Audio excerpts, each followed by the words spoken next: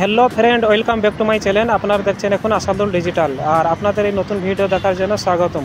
আর আপনাদেরকে দেখাবো এখানে মাছ ধরা নৌকা কিভাবে এখানে আসে আর কতটা সাগরের মধ্যেখানে এসে এখানেও মাছ ধরে।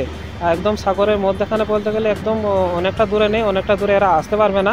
তার কারণ এরা এক সপ্তাহ 3 দিন 4 দিন দূরে আসে, তারপরে ওরা এখান থেকে আর ধারে চলে যায়। আর অন্য দেশের সীমানায় যেতে পারবে না, তার কারণ এক দেশের সব আরেক দেশের সব ওখানে বর্ডার দিয়ে ভাগ করা থাকে। আর চারিদিকে নেভিওয়ালারাও থাকে, নেভিরা গার্ড দিয়ে অন্য জায়গায় যেতে দেবে না। যখন ঝড় তুফান অনেক কিছু হয় তখন হয়তো ঝড়ের ঝাপটাতে অন্য দেশে চলে যায়, শ্রীলঙ্কা চলে যায়, তো অন্য দেশে চলে যায়, তখন ওরা গ্রেপ্তার করে রাখে। আর এখানে তার আগে অ্যালার্ট করে দেওয়া হয় যে ঝড় ঝাপটা আসলে যাতে মানুষ কোনো দেশে না চলে যায়, তার জন্য জাহাজটা ঘুরে চলে আসে। আর বন্ধুদেরকে দেখাবো পিছন পিছন আরও 2-4টে জাহাজ আসছে। ওই সামনে দেখতে পাচ্ছেন একটা জাহাজ, আর পিছনে দেখাচ্ছে আরও জাহাজ আসে। এখানে লাইন দিয়ে জাহাজ আসে, ওরা একা আসে না, ওদের একটা টিম থাকে, টিম ওয়ার্কে ওরা কাজ করে, সেই জন্য ওরা অনেক কজন একসঙ্গে আসে।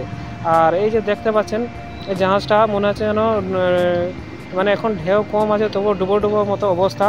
তা আপনারা এই যে আরেকটা জাহাজ দেখতে পাচ্ছেন, এই যে দেখেন মানে কীরকম ভাব, মানে তো ছোট জাহাজ, তবু এই যে সাগরের মধ্যেখানে এসে যে অতটা রিক্সে থাকে, মানে এটাই ওদের বাহাদুরি বলা হয়।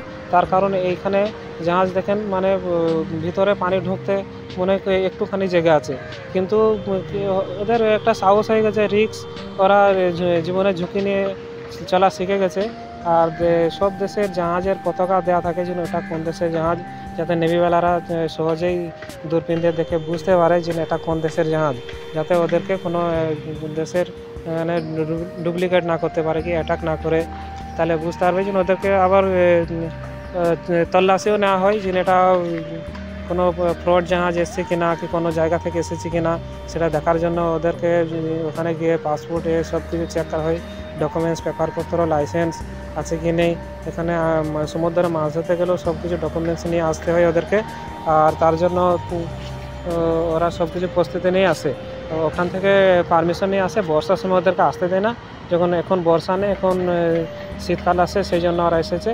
আর বন্ধুরা আপনাদেরকে দেখাবো, আমরা এখন এই যে জাহাজ আছে, আমরা বড় জাহাজে দাঁড়িয়ে আছি, আর আমাদের সঙ্গে সঙ্গে ওই যে জাহাজগুলো আসছে, কিন্তু ওরা আর কিছুক্ষণের মধ্যে ওরা ঘুরে চলে যাবে, আমরা যাব অনেকটা দূরে। বন্ধুরা সঙ্গে থাকবেন, সাথে থাকবেন, ভিডিওটা ভালো লাগলে শেয়ার করবেন।